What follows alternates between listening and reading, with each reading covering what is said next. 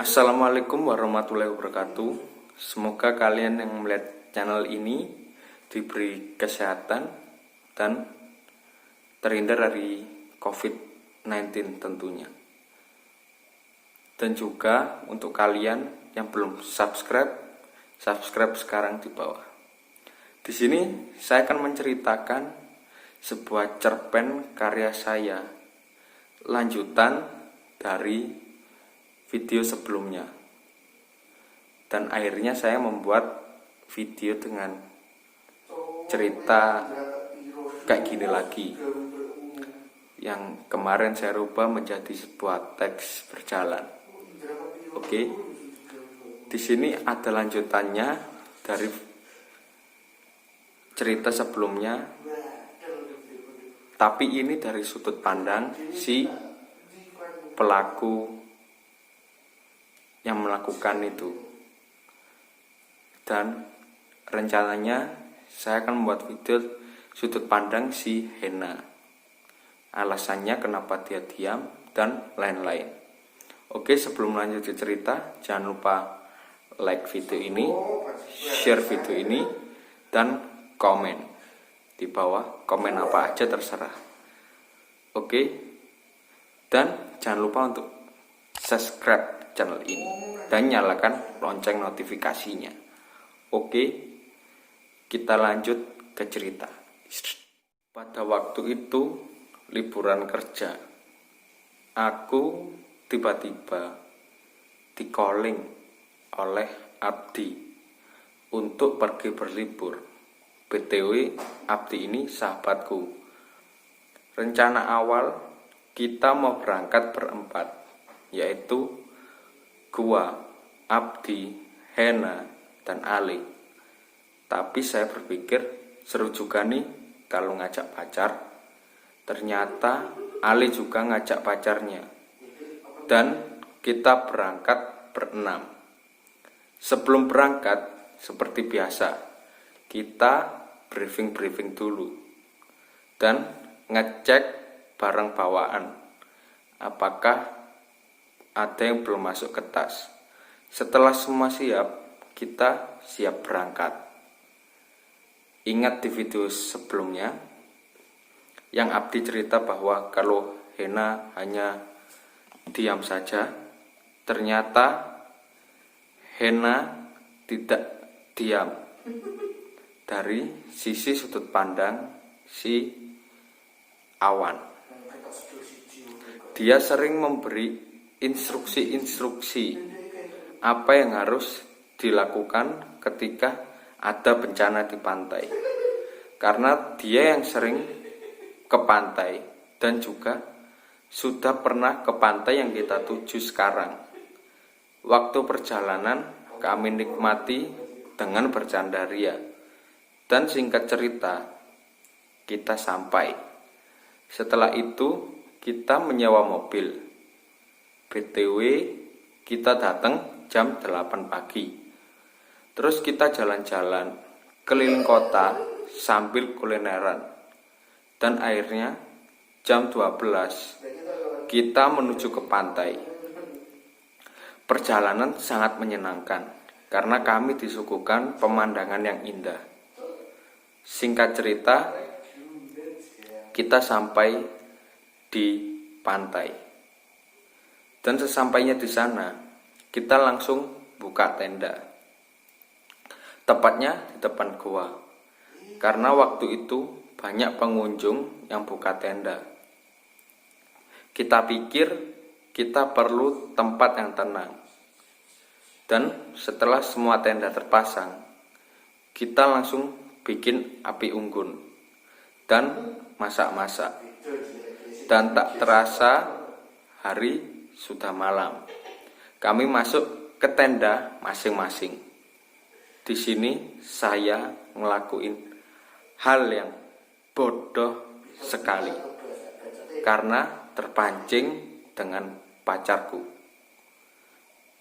Dan kita melakukan hal yang tidak boleh dilakukan. Dan ternyata si Ale juga. Akhirnya setelah melakukan hal tersebut, kita tidur. Dan keesokan harinya, saya dan Ali dipanggil oleh Abdi. Kita ditegur habis-habisan. Dan setelah itu, sepertinya Abdi melupakan semuanya. Kita bercanda-canda dan main air. Setelah itu, kita sempat pergi ke toko atau warung-warung yang ada di pinggir pantai untuk membeli cemilan. Walaupun kita sudah bawa banyak cemilan. Niatnya kita ingin membantu para pedagang di sana. Setelah itu, tak terasa malam pun tiba. Karena kita habis main air, kita ganti pakaian. Waktu itu kami memakai baju kopel warna hijau, dan Ale dan pacarnya juga begitu, karena kita yang kasih bajunya saat itu. Dan waktu tidur, saya dan pacar saya merasa tidak enak. Tenda kita ada matrasnya, tapi batu atau sesuatu yang ada di bawahnya seperti terasa sangat tajam. Di situ kami sangat tidak nyaman, dan alhasil tenda pun gerak-gerak. Karena kita pikir tidak nyaman, akhirnya kita mencari tempat yang sedikit datar dan tidak ada batunya, yang itu terletak di dalam goa. Bayangkan, kita masuk ke dalam goa. Itu hal yang sangat nekat. Dan setelah kita pindah ke tenda, tak lama kita semua tertidur pulas. Tapi saya tidur paling terakhir dan memastikan bahwa semua sudah tidur. Saat saya tidur, saya bermimpi dibawa oleh kereta dan dikawal ratusan orang. Ini saya tidak sendiri. Di sebelah saya ada pacar saya yang mendampingi. Dan tak berapa lama kami sampai di pintu gerbang sebuah kerajaan. Dan kami disuguhi berbagai macam makanan yang sangat enak sekali. Kami makan dengan sangat lahap. Setelah itu, kami dibawa ke sebuah balai yang seperti untuk prosesi pernikahan. Di situ kami bingung, siapa yang akan menikah. Seingat saya waktu itu, ada perempuan yang memakai gaun hijau yang sangat cantik, dan dia menyeringai ke saya, seakan-akan dia menyambut saya dan juga pacar saya. Dia itu sosoknya seperti mempelai wanita.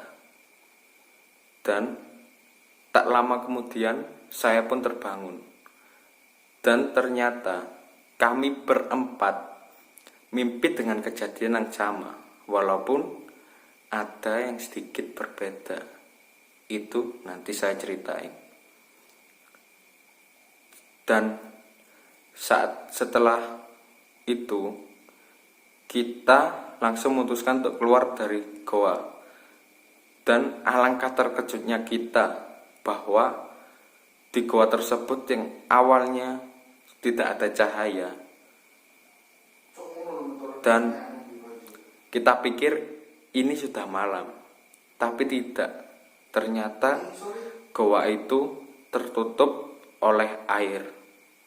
Jadi posisi goa itu seperti ini, mulut goa. Setelah itu mulut goanya tertutup, kita ada di atas sini. Jadi kita akan turun, dan itu sudah tertutup oleh air. kita hanya mengandalkan senter untuk penerangan kita. Setelah itu si Ali lihat jam.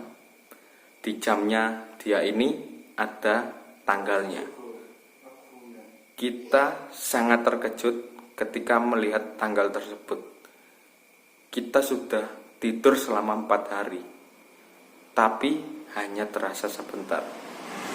Karena kami putus asa, sepertinya kita akan berakhir di sini. Setelah seharian di goa, tiba-tiba ada cahaya yang sangat terang, dan akhirnya syukur alhamdulillah kita ditemukan oleh Abdi, Hena, dan juga tim SAR tentunya. Setelah pulang, kita menceritakan apa yang kita lakukan di sana ke orang tua, dan akhirnya kita memutuskan untuk menikah walaupun sederhana.